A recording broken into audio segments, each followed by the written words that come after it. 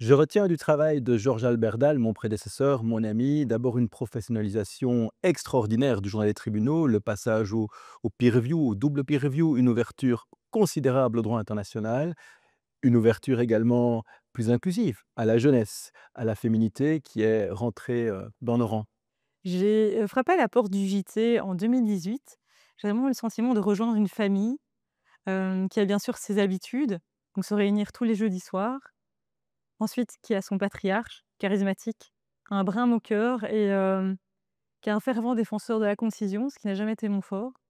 Mais ce que je retiens dans ces, rendez-vous hebdomadaires, c'est sa bonhomie, sa bienveillance, sa curiosité. J'ai littéralement grandi à ses côtés, en même temps que le JT, s'étendait en ligne, en marathon, en podcast, en colloque. Georges, maintenant je l'appelle Georges, n'a jamais été avare de conseils et d'impulsions. J'ai vraiment eu un sentiment de me former, en fait, au métier d'éditrice et pour ça je remercie vivement.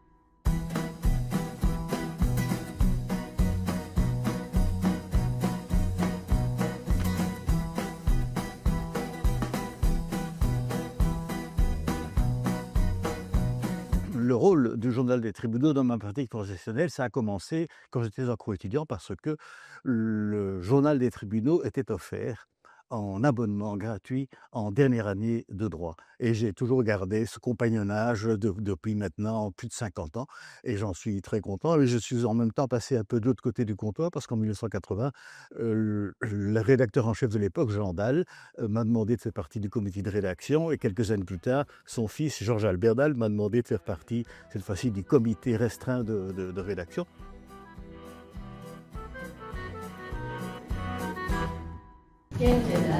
Quel rédac ce Georges, 20 ans de JT, ça mérite des éloges. À quel rédac ce garde, même quand il dit rien, il nous épate.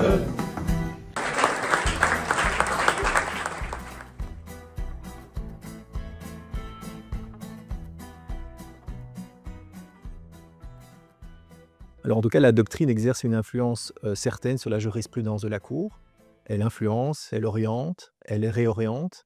Elle a un rôle d'information, mais aussi de systématisation. Elle classe, elle trace les évolutions, dégage des perspectives. Mais au-delà de ça, la doctrine a un rôle de contre-pouvoir. Et donc, il lui appartient de critiquer la jurisprudence de la Cour sans aucune complaisance. Et enfin, à mes yeux, la doctrine a un rôle de lanceur d'alerte. Il lui appartient de dénoncer les périls, notamment les périls et menaces qui sont portés à l'état de droit actuellement. La doctrine, c'est à la fois un savoir-faire et un faire-savoir. Un savoir-faire, la pratique du droit, et le faire savoir, c'est l'expliquer. Et les bonnes revues, dans le futur, aujourd'hui, vu l'accessibilité des décisions de justice, ce seront celles qui apporteront une valeur ajoutée aux décisions. Un commentaire rapide, pertinent, qui fait savoir et qui, en même temps, montre le savoir-faire du juge ou le critique. Et le JT ne va pas inventer la roue à la place de tout le monde. Non, le JT va aussi réfléchir, comme d'autres revues, sur la manière dont tu peux intégrer l'IA au mieux sans s'y soumettre, sans en donner une prédominance. Parce que finalement, alors il n'y a plus de JT, il n'y aurait plus que l'IA. Et c'est une combinaison des deux qui, je pense, vont permettre de garder une valeur ajoutée au JT.